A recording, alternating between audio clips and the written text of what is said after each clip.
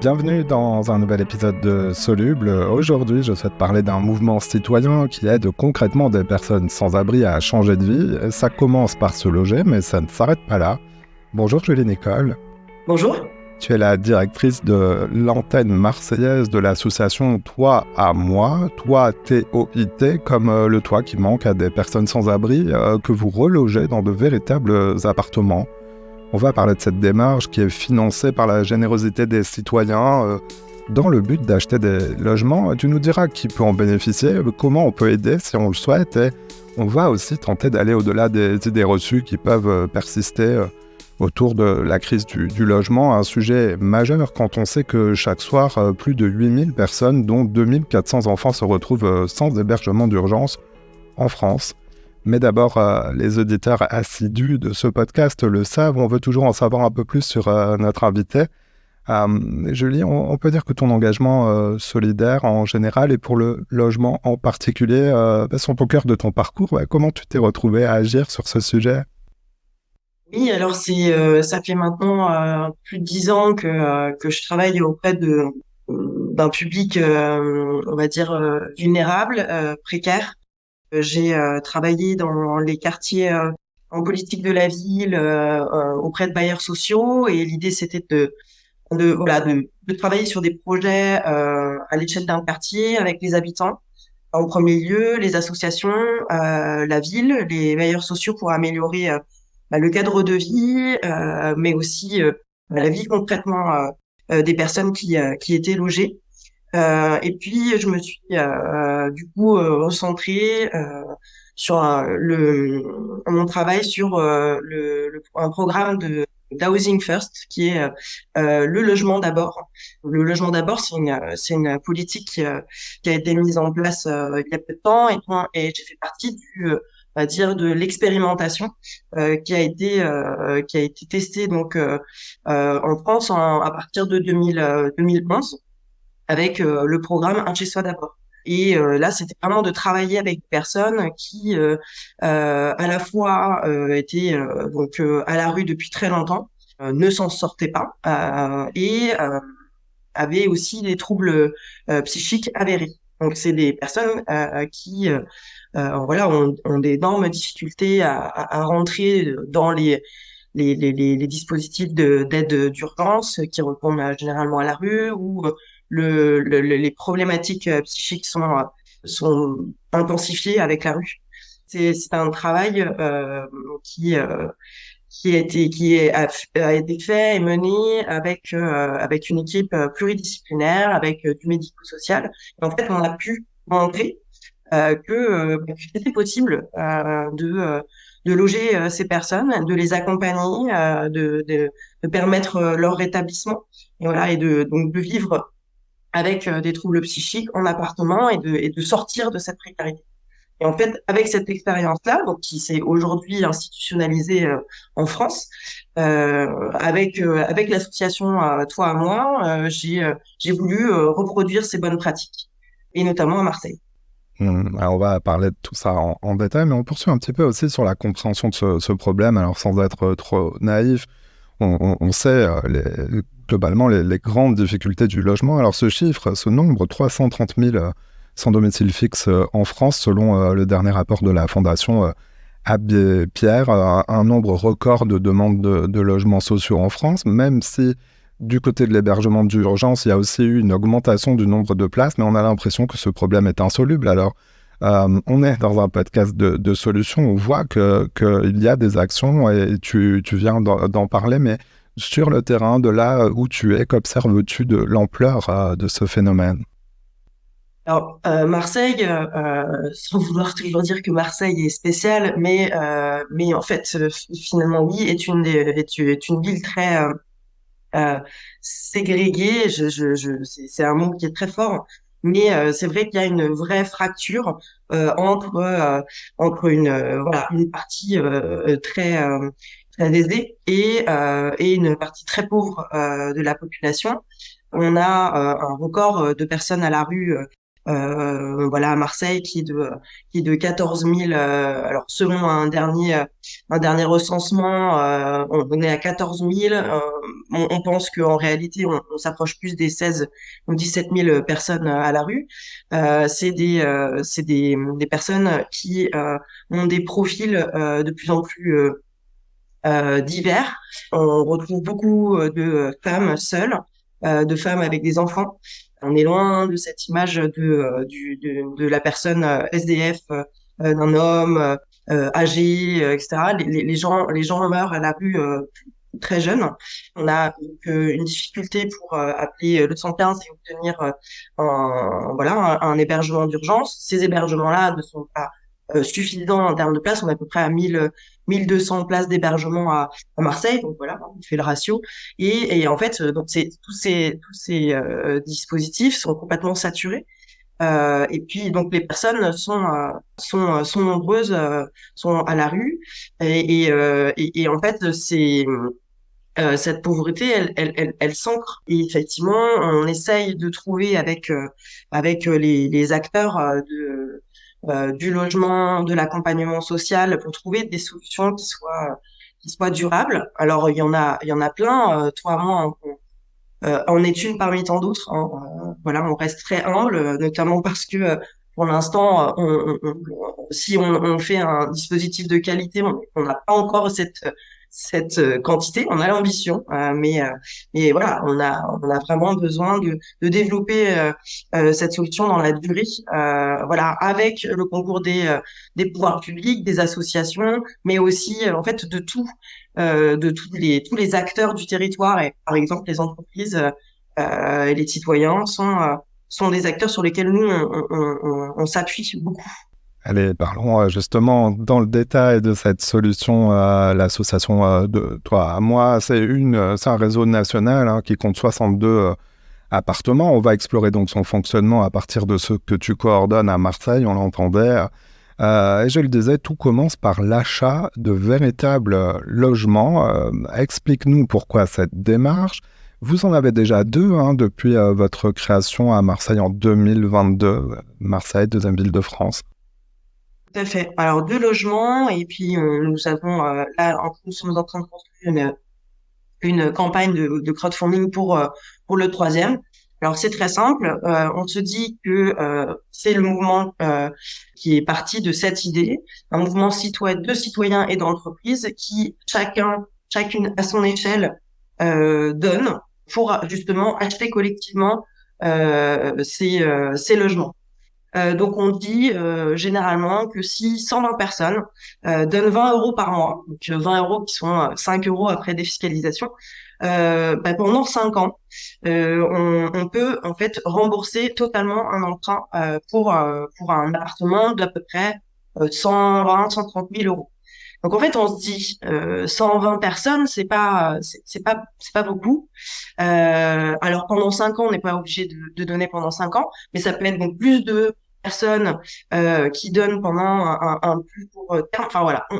Mais le principe est là, c'est de se dire, en fait, c'est cette solidarité de donner un petit peu qui peut permettre d'acheter ces appartements.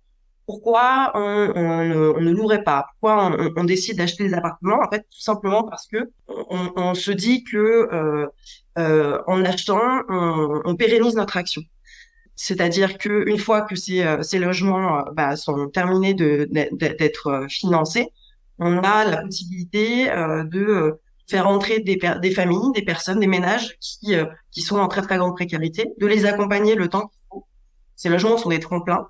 Et dès que ces personnes ont un projet et peuvent voler de leurs propres ailes, on réintègre une autre famille, un autre ménage.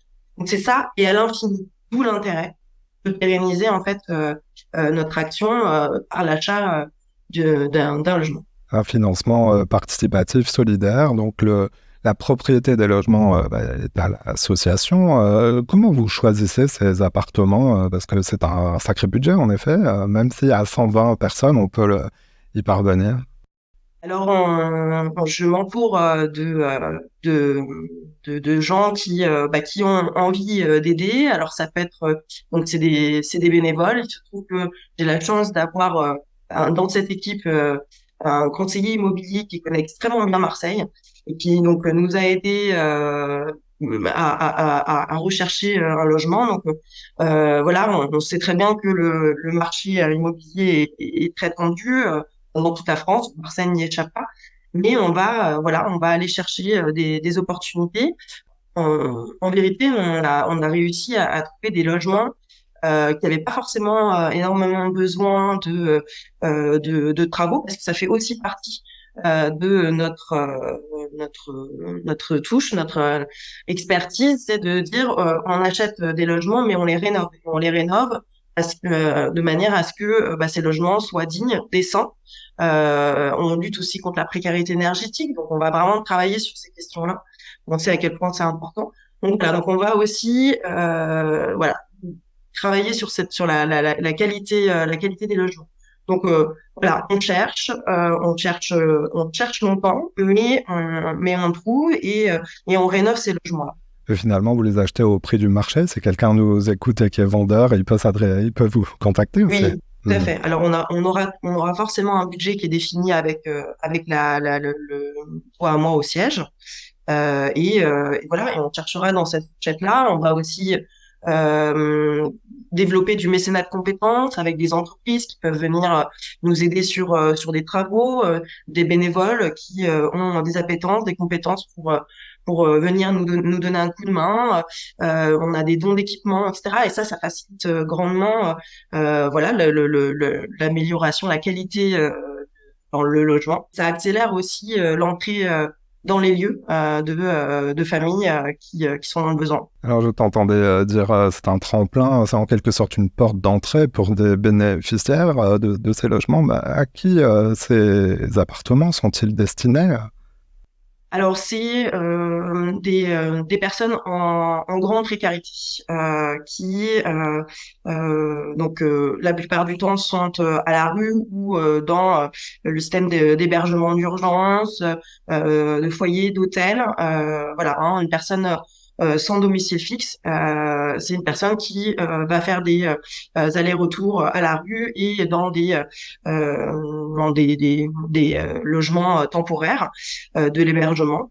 On se met en lien avec des associations qui sont de première ligne. Ce que j'appelle première ligne, ça va être des associations qui font des maraudes, qui travaillent au quotidien dans des accueils de jour, dans des foyers, qui voilà sont en lien direct avec ces personnes.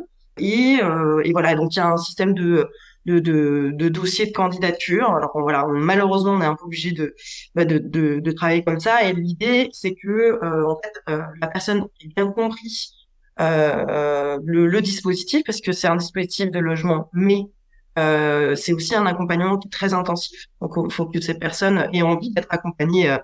Voilà, très régulièrement, on vient au moins 2 fois par semaine dans le logement. On accompagne aussi hors le logement sur des rendez-vous. Voilà, donc c'est quand même voilà un dispositif particulier. Donc voilà, mais c'est un profil très. On peut accompagner des personnes qui sont, c'est des familles, c'est des personnes seules, c'est des gens avec des enfants. C'est des voilà des.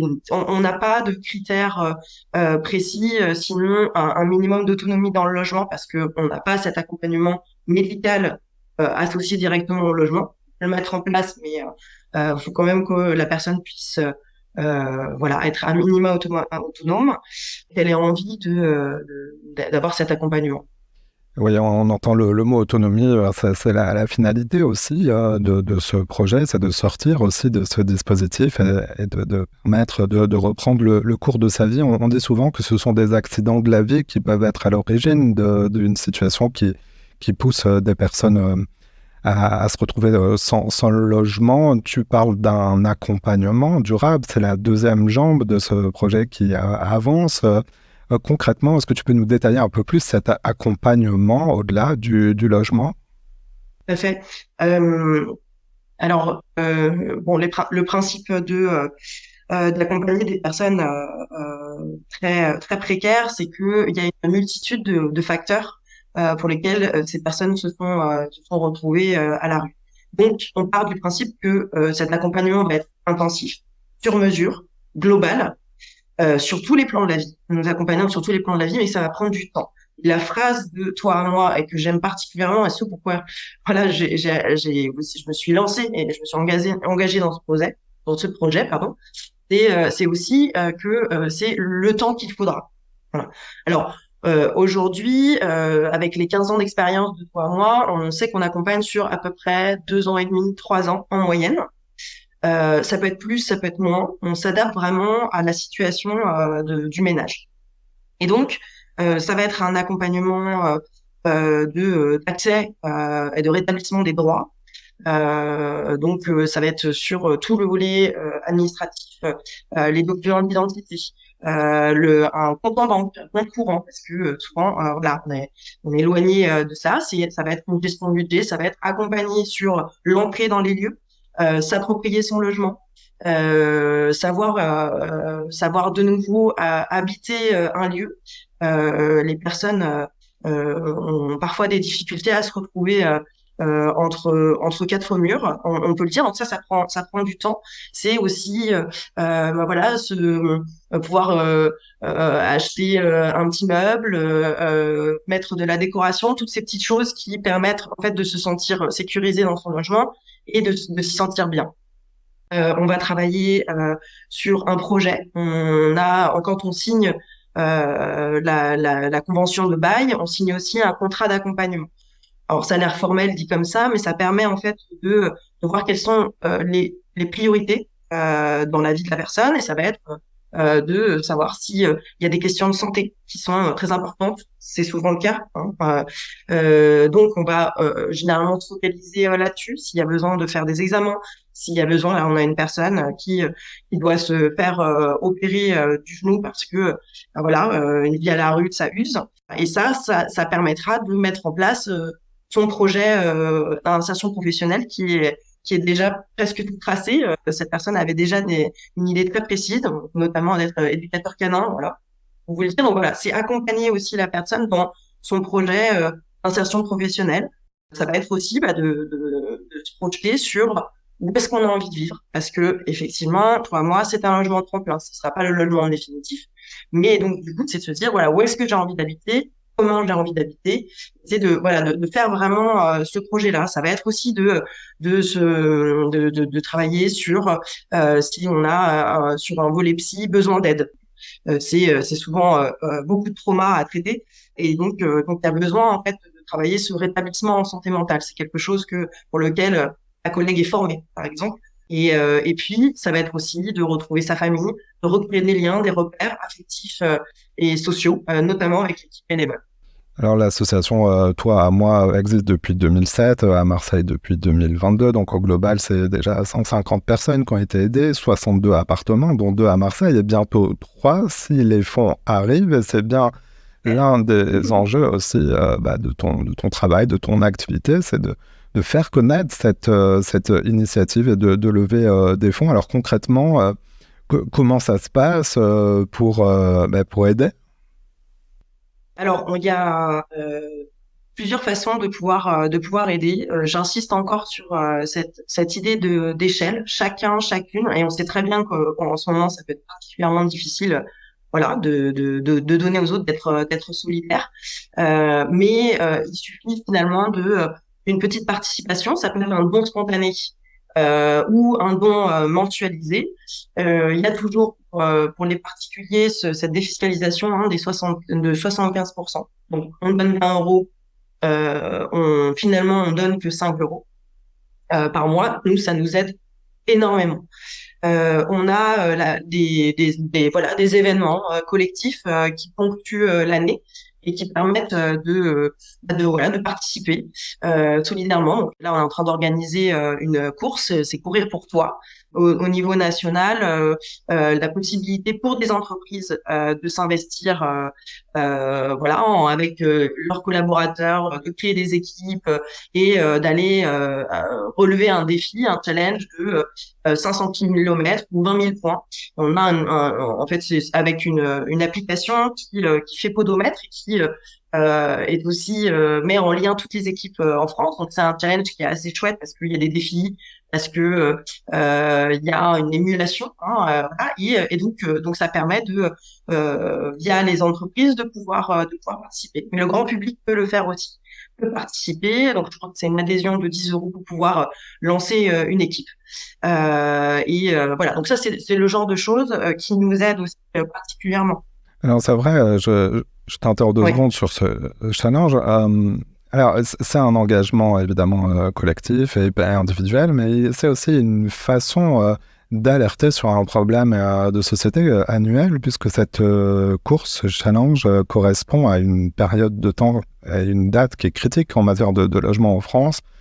Je veux parler de la trêve hivernale, car chaque année en France, du 1er novembre au 31 mars, il y a dans la majorité des cas une suspension des possibilités d'expulsion des locataires de logements, et notamment pour cause de loyers impayés. Alors vous avez choisi cette période de temps à l'approche du printemps pour alerter aussi en même temps que recueillir des fonds, ou je me trompe?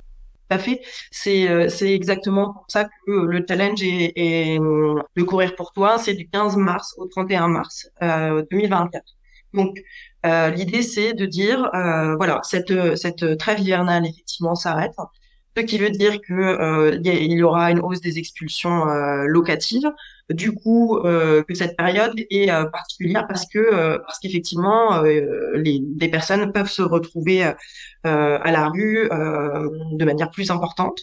Mais effectivement, on pense beaucoup à l'hiver où le froid voilà est source une très grande anxiété pour les personnes à la rue.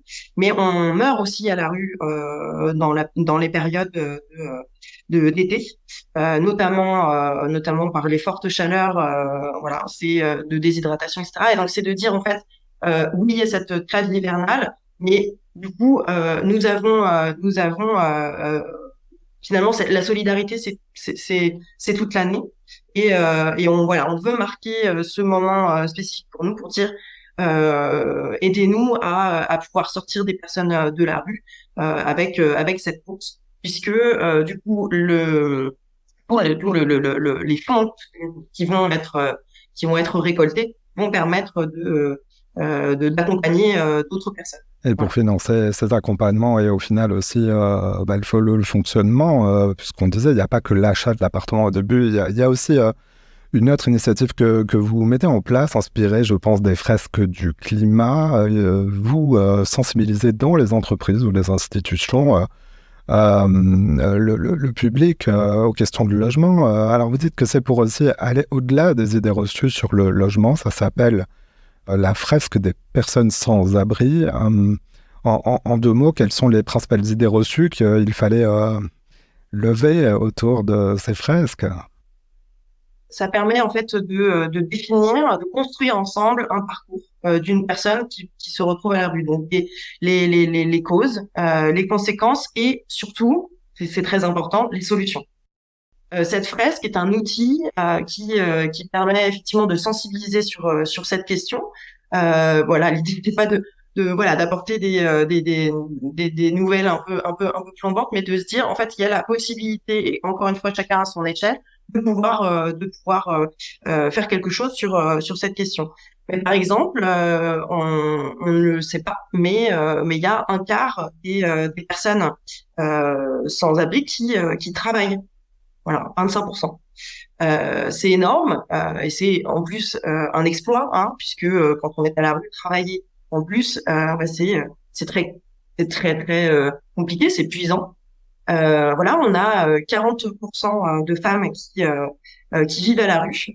Souvent, on pense que voilà, il y a un gros déséquilibre, il y a beaucoup d'hommes, et en fait, non, on est sur un ratio voilà 40-60%. Et les femmes sont de plus en plus présentes à la rue. Elles sont plus invisibilisées. On les voit moins. Elles se cachent aussi, mais parce que il y a aussi tout un volet violence sexuelle qui est très important. Enfin, voilà, on le sait pas forcément, mais c'est quelque chose d'assez terrible. C'est ce genre de choses où on va se dire, ok, quel est quels sont justement ces visages multiples du sans-abrisme et comment justement on peut arriver voilà, à aider mais de manière pérenne, de manière durable. Donc c'est ça qui nous intéresse, cette durabilité, sortir définitivement de la rue et d'avoir un projet durable. Des solutions sont là. Merci Julie Nicole d'avoir exploré, nous avoir permis d'explorer les solutions de l'association Toi à moi, dont tu es la directrice de l'antenne marseillaise. Je mets les liens de l'association dans les notes de cet épisode, aussi les liens directs de contribution si les auditeurs qui nous écoutent souhaitent participer. On a compris qu'il y a donc l'objectif pour Marseille de ce 3e logement à acquérir et ce financement participatif. C'est aussi un réseau national, vous verrez sur le site internet, il y a pas mal d'antennes près de chez vous, sûrement si vous nous écoutez en France. Julie, merci d'être passée dans Soluble. Merci beaucoup, merci Simon. Voilà, c'est la fin de cet épisode. Si vous l'avez aimé, notez-le, partagez-le et parlez-en autour de vous. Vous pouvez aussi nous retrouver sur notre site internet csoluble.media. À bientôt.